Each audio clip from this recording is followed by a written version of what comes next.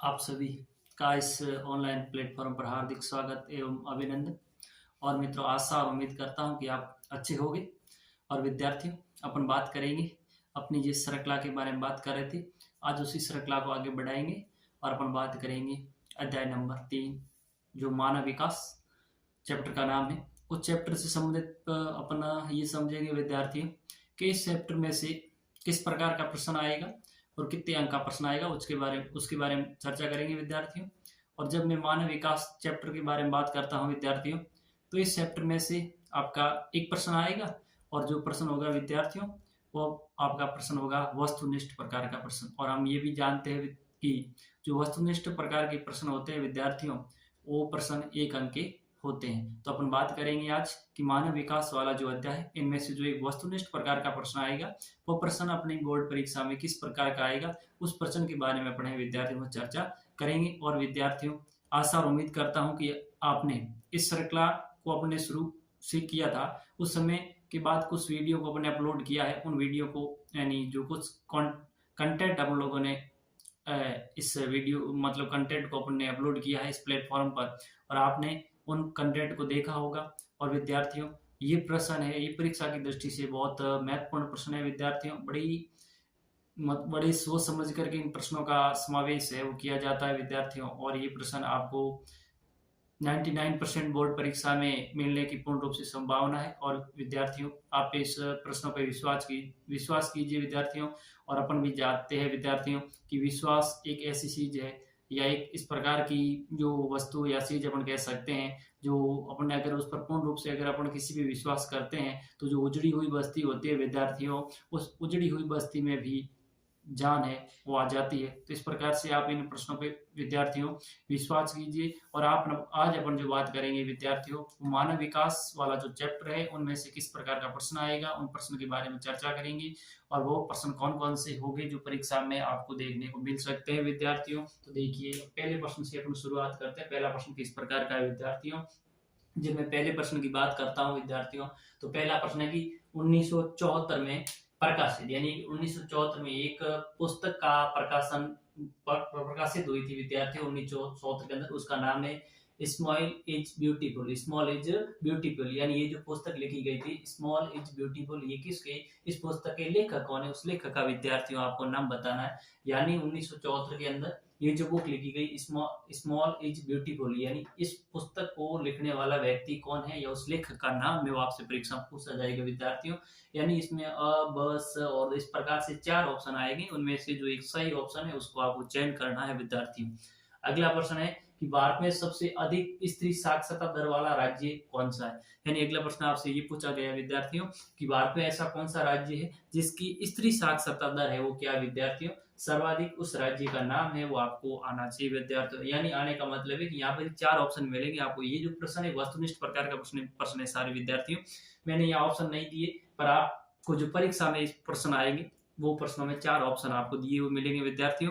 उन 4 ऑप्शनों में से किसी एक ऑप्शन जो सही वाला है उसको अपन को राइट करना है विद्यार्थियों। अपन अगले प्रश्न की ओर बढ़ते हैं विद्यार्थियों। और अगला प्रश्न है अपना कि भारत में किस राज्य में गरीबी रेखा से नीचे जनसंख्या का प्रतिशत सर्वाधिक। यानी भारत में ऐसा कौन सा राज्य है जिसके अंदर गरीबी रेखा से नीचे जनसंख्या का प्रतिशत, गरीबी रेखा से नीचे जो जनसंख्या निवास करती है, ज्यादा जनसंख्या है, वो किस राज्य के अंदर निवास करती है, उसके बारे में आपसे प्रश्न पूछा गया विद्यार्थियों।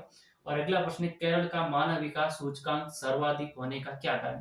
यानी जो केरल है, यानी किस राज्य का सबसे ज्यादा जो ये मानव विकास सूचकांक है, तो उसका नाम विद्यार्थियों का केरल है। अब ये कह रहे हैं कि जो केरल राज्य है, इस राज्य का मानव विकास सूचकांक सर्वाधिक है, इसका कारण क्या है, यानी क्या वजह है जिसकी वजह से केरल का जो मानव विकास सूचकांक है विद्यार्थियों ज्यादा है, उस कारण के बारे में अपने को जानकारी होनी चाहिए। यानी जानकारी का मतलब है कि यहाँ आपको 4 ऑप्शन मिलेंगे परीक्षा के अंदर विद्यार्थी, उनमें से जो सही कारण है उसको आपको चयन करना है। अगले प्रश्न की बात करते हैं विद्यार्थियों। और अगला प्रश्न है कि किसी देश में उत्पादित वस्तु और सेवाओं का मूल्य, यानी कोई भी देश है उसमें जो वस्तु का उत्पादन होता है और जो सेवाओं का मूल्य और सेवाओं का जो मूल्य है उसको अपन क्या कहते हैं, और उसका अपने को यानी क्या जो वस्तु है उसका उत्पादन होगा और उन जो उत्पादन के बाद जो सेवा है उनका जो मूल्य है सम्मिलित रूप से क्या कहलाए उसके बारे में अपने को जानकारी होनी चाहिए विद्यार्थियों। जब आप मैं अगले प्रश्न की बात करता हूँ विद्यार्थी, अगला प्रश्न है कि मानव विकास सूचकांक का मुख्य उद्देश्य क्या है। यानी मानव विकास सूचकांक है, इसका निर्धारण क्यों करते हैं, यानी इसका मुख्य उद्देश्य क्या है कि जिसकी वजह से निर्धारण किया जाता है, वो उद्देश्य है वो आपको ध्यान में होना चाहिए विद्यार्थियों। और अगले प्रश्न की ओर बढ़ते विद्यार्थियों, अपना अगला प्रश्न है कि भारत में सर्वोच्च साक्षरता दर वाले राज्य के नाम। इन भारत में सबसे ज्यादा साक्षरता दर है वो किस राज्य की, उसका आपको नाम बताना है विद्यार्थियों। अब यहाँ से ऐसा जरूरी नहीं है कि सबसे ऊपर वाले का ही पूछे, वो ऑप्शन में सबसे ऊपर दो, एक नंबर, दो नंबर, तीन, एक नंबर न दे करके 2, 3, 4 नंबर वाले राज्य भी दे सकते। तो आपको कम से कम विद्यार्थियों मेरे हिसाब से 1 से लेकर के 5 क्रमांक तक आपको ध्यान होने चाहिए कि 1 नंबर पे यानी सर्वाधिक साक्षर दर किस राज्य की, 1 नंबर पे कौन सा राज्य है विद्यार्थियों, 2 नंबर पे कौन सा है, 3 नंबर पे शायद 3 तक रखोगे आप यहाँ तो आपका काम है विद्यार्थियों चल जाएगा। और इससे इस प्रकार का प्रश्न आएगा तो उस प्रश्न का हम परीक्षा के अंदर अच्छी तरह से उत्तर है वो लिख सकते हैं, कोई दिक्कत वाली बात है नहीं विद्यार्थियों। जब मैं अगले प्रश्न की बात करता हूँ विद्यार्थी, अगला है कि भारत में मानव विकास रिपोर्ट किसके द्वारा तैयार। भारत के अंदर मानव विकास रिपोर्ट तैयार करता है विद्यार्थियों, ये तैयार कौन करता है, उस आयोग का नाम बताना है, किसके द्वारा इस रिपोर्ट है उसका तैयार किया जाता है। ये रिपोर्ट तैयार करने का काम कौन करता है उसका आपको नाम है वो ध्यान रखना है विद्यार्थियों। इस प्रकार से विद्यार्थियों हमने 8 प्रश्नों के बारे में चर्चा की। ये प्रश्न है विद्यार्थियों जो परीक्षा की दृष्टि से अति महत्वपूर्ण प्रश्न माने जाते हैं और आप इन प्रश्नों पे पूर्ण रूप से विश्वास कीजिए विद्यार्थियों। इस प्रकार के प्रश्न है आपको बोर्ड परीक्षा में मिलने वाले। अब चलते हैं अगले प्रश्न की बात करते हैं विद्यार्थियों। तो अपना अगला प्रश्न है कि यूएनडीपी, एक बात तो ये यूएनडीपी क्या है विद्यार्थी, इसका भी पूर्ण नाम है वो आप भी ध्यान रखें। यूएनडीपी मानव विकास रिपोर्ट 2018 के अनुसार भारत में मानव विकास सूचकांक था।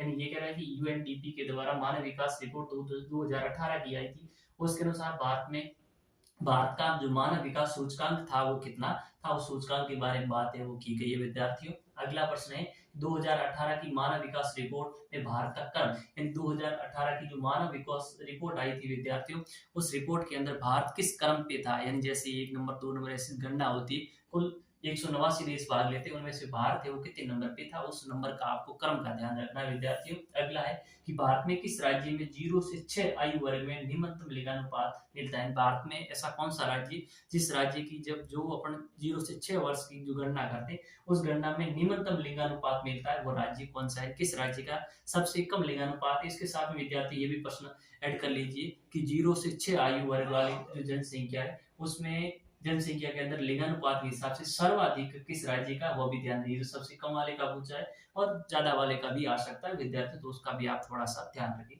क्यों, जब अपन एक पक्ष को तैयार करते उसके दूसरे वाले पक्ष को भी पूर्ण रूप से तैयार करना चाहिए विद्यार्थी। परीक्षा की दृष्टि ऐसी बातें बहुत ही महत्वपूर्ण मानी जाती है। अगली बात करते हैं अपन तो योजना आयोग का नाम नीति आयोग कब रखा है। एक है जो योजना आयोग है विद्यार्थियों, इसका नाम बदल करके या इसका नाम परिवर्तित करके नीति आयोग है वो कब रखा गया, यानी ये आपको डेट है यहाँ पर, किसी भी प्रकार की तारीख है और सन, उसके बारे में जानकारी होनी चाहिए विद्यार्थियों। कि अच्छा प्रश्न है परीक्षा की दृष्टि से कि पहले योजना आयोग चलता था और जैसे मोदी की सरकार आई या बीजेपी की सरकार आई उसने इस आयोग को क्या कर दिया विद्यार्थियों, भंग कर दिया, यानी इसको परिवर्तित कर दिया, बदल दिया, इसकी जगह दूसरा आयोग बना दिया, उस आयोग का नाम है नीति आयोग। अब आपको तो ये बताना है विद्यार्थियों कि ये आयोग भंग करके ये आयोग कब बना, उस तारीख के बारे में जानकारी है वो ध्यान रखना ही विद्यार्थियों। इस प्रकार से विद्यार्थियों अपन ने कुल मिला के 12 प्रश्नों के बारे में चर्चा की और अब आप भी जानते हैं कि इन 12 प्रश्नों में से एक प्रश्न पूर्ण रूप से बोर्ड परीक्षा में आने की संभावना है व्यक्त की जाती है। संभावना तो क्या विद्यार्थियों, इस पर आप पूर्ण रूप से विश्वास कीजिए। मैं कहता हूँ 99% इन्हीं सब 14 प्रश्नों में से ही आपको एक प्रश्न मिलेगा। और विद्यार्थी ये भी ध्यान रखें ये जो प्रश्न है किस प्रकार का प्रश्न है, देखिए विद्यार्थियों इस चैप्टर में से प्रश्न संख्या का मतलब इस चैप्टर में से एक प्रश्न मिलेगा और वो किस प्रकार का प्रश्न का प्रकार कैसा विद्यार्थी, वस्तुनिष्ठ प्रकार का है और वह कितने अंक का होगा विद्यार्थी, 1 अंक का। इसका मतलब ये पूरा का पूरा चैप्टर है वो विद्यार्थी 1 अंक का है और इस चैप्टर का नाम है मानव विकास।